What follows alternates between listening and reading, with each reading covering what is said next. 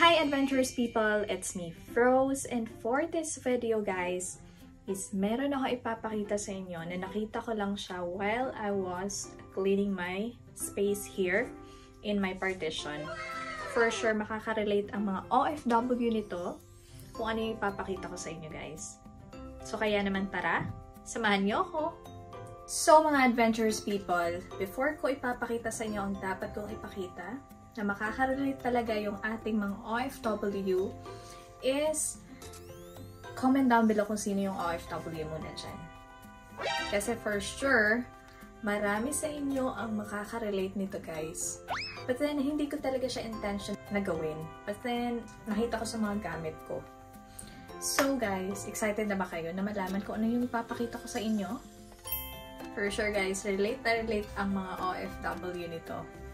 So, ngayon, ipapakita ko sa inyo guys ang aking mga naipon dito sa Dubai as an OFW. Kaya naman, in 3, 2, 1, charan! Well, it's a prank. But actually guys, talagang meron ako ipapakita sa inyo. Wait a minute. A few moments later. I'm back! So guys, sa nakikita niyo, ano to? Ito ay isang papel. So, daming papel guys. Actually, it's not my intention para mag-ipon ng ganitong papel. But then, nakita ko lang siya while naglilinis ako sa aking mga gamit dito sa kwarto. For sure guys, makaka-relate kayo. No other than, ito yung mga receipt guys na mga padala natin sa Pinas. Tingnan nyo naman yung aking mga resibo. So, ito yung naipon guys natin as an OFW dito sa Dubai or sa any other country ng mga OFW. Wow! So for sure, relate na relate kayong lahat dito. 'Di ba? So guys, hindi ko talaga siya in-intention na ipunin. But then, ewan ko ba, na ano na lang siya sa mga gamit ko. Iilan lang to guys sa mga naipot ko. And meron pa din yung iba. Wow! So, hindi ko talaga siya inipon. As in, naipon na lang siya ng kusa. So guys, titingnan ko kung ano yung year ng resibo na meron ako dito. Kasi nag-abroad ako guys. Since 2015 January, dumating ako dito sa Dubai. Wow! So, from 2015, it's like more than 9 years na ako dito sa Dubai guys. Wow! At least, nakilala niyo na ako. I'm an OFW here in Dubai since 2015. So, ngayon, i-reveal ko sa inyo guys itong mga resibo ng mga padala ko sa exchange kung anong year meron dito. Ang pinakamatagal guys na year is, let's do our reveal date ng pinakamatagal.